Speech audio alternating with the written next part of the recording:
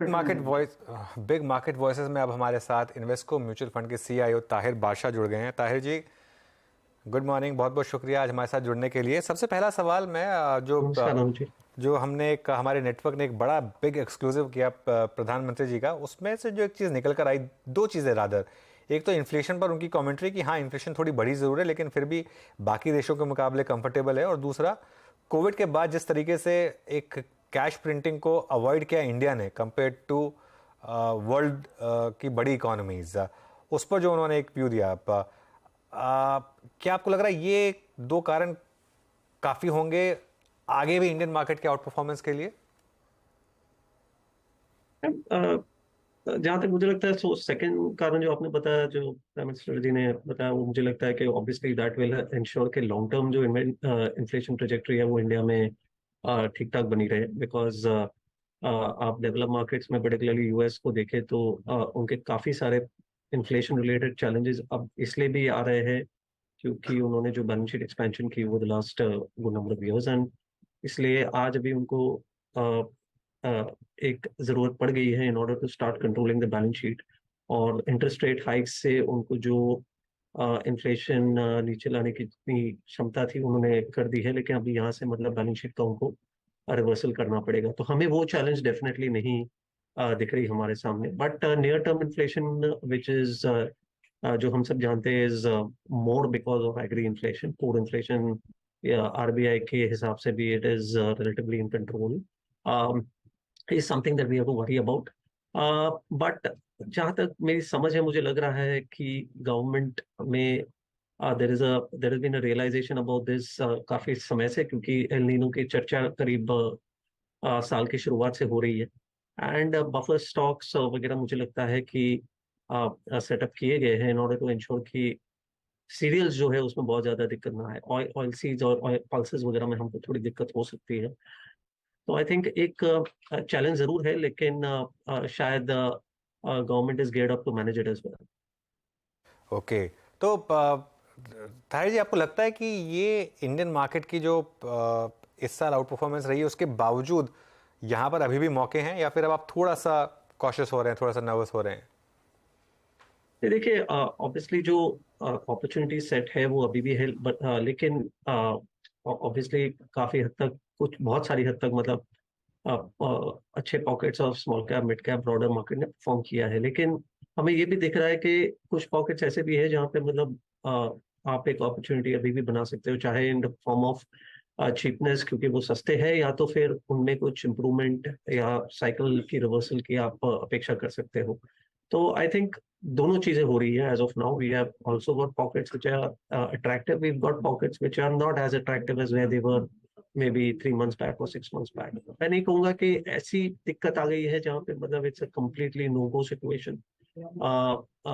Economic cycle अभी भी अपने फेवर में है और उसका ध्यान रखना जरूरी है। सो आई थिंक पूरी तरह से इकोनॉमिक साइकिल को इग्नोर करके सिर्फ मार्केट साइकिल पे ध्यान देना may not be the wise thing to do, क्योंकि अर्निंग्स में आपको शायद सरप्राइजेस, पॉजिटिव सरप्राइजेस आने की भी पॉसिबिलिटी है, और उसके चलते हुए आपको शायद जो रियल वैल्यूएशन है वो इतने ज्यादा महंगे ना हो जितने नजर आ रहे हैं।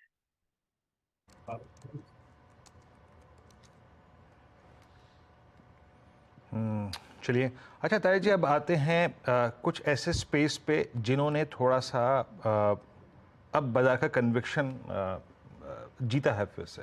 हम मेटल्स की बात कर पे आते हैं सर। मेटल्स जिस तरीके से ऑल टाइम हाई ट्रेजेक्टरी पे आए, और मतलब आज से 6 महीने पहले या फिर साल भर पहले लग रहा था कि शायद ये साइकिल काफ़ी समय के लिए रिवर्स हो गई है, बट मेटल्स ने क्या आपको भी सरप्राइज किया? मेटल्स पे आपका व्यू क्या है? अधिकतर फ्रंट लाइन स्टॉक्स जो है वो अपने करियर के ऑल टाइम हाई पे ट्रेड कर रहे हैं। Nifty metal index is at all time high.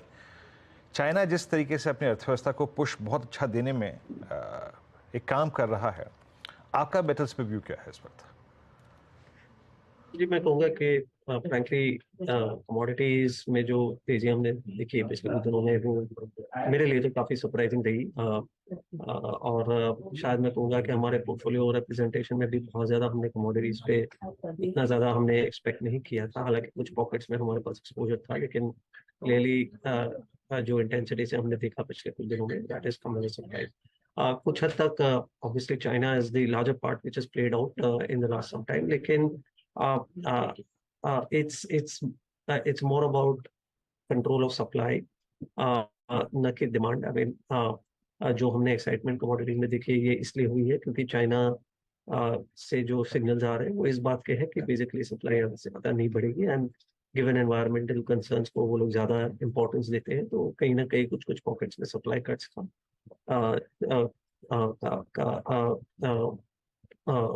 Trend चलता रहेगा।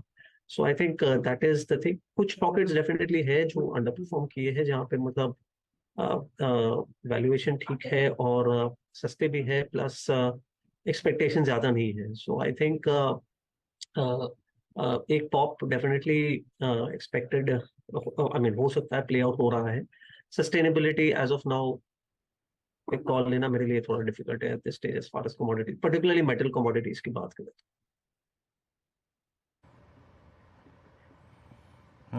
मेटल्स पे ताहिर जी का आपने व्यू सुना है। अच्छा, इस बीच एक दो स्पेसेस को और छू लेते हैं, जैसे कि वोल्टा सुबह से एक स्ट्रॉन्ग कन्विक्शन दिखा रहा है, डे हाई की ट्रैजेक्टरी में आके डिक्सन में अच्छा मूव है, हैवेल्स अपने करियर के हाइस के आसपास ट्रेड ही कर रहा है। ताहिर जी, ये पूरा का पूरा space white goods segment capital goods में ही आता है, इसको हम श्रेणी में शामिल करते हैं। ये मिड CY22 से काफ़ी हद तक प्रेशर में रहा till the beginning of 23, but अब धीरे धीरे यहाँ पर कन्विक्शन लौट रहा है। मैं इस दौर के सबसे बुरे स्टॉक की बात कर रहा हूँ, वोल्टास वो भी अच्छे पुल बैक मोड में है। वाइट गुड कुछ आपको चेस करना इस वक्त तर्कसंगत लगता है, कंसिडरिंग द फैक्ट कि इसने बीते 6 महीने के इस मार्केट के अपसाइड में कोई पार्टिसिपेशन नहीं किया अब तक? तो वीरेंद्र जी, वन सेकेंड, ये जो स्पेस है जहाँ पे कंज्यूमर डिस्क्रिप्शन ड्यूरेबल्स वाला एक जो हिस्सा है वो क्लियरली अंडर परफॉर्म जोन में था, और कुछ कुछ कंपनीज के स्पेसिफिक कारण थे, और हमने उसको वैल्यू के रूप में देखा है। और सो हमारे वैल्यू स्ट्रेटजीज में हमने इसका अच्छी तरह से रिप्रेजेंटेशन किया था, स्पेशली क्योंकि उस स्ट्रेटजी में हम जहाँ पे पेसिमिज्म सबसे ज्यादा हो जाता है वहाँ पे हम ध्यान देते हैं। तो क्लियरली पिछले 6 महीने में फॉर वन रीजन और द अदर कुछ reason specific to the industry थे, कुछ रीजंस कंपनी से जुड़े हुए थे, तो हमने उनको वो जो पेसिमिज्म वाला माहौल था उसमें हमने उसका एडवांटेज लेने की कोशिश की थी। और आई थिंक कुछ ऐसे फ्रेंचाइजेस होते हैं जो लॉन्ग टर्म स्ट्रेंथ क्लियरली दिखाते हैं, लेकिन they go through near term mid term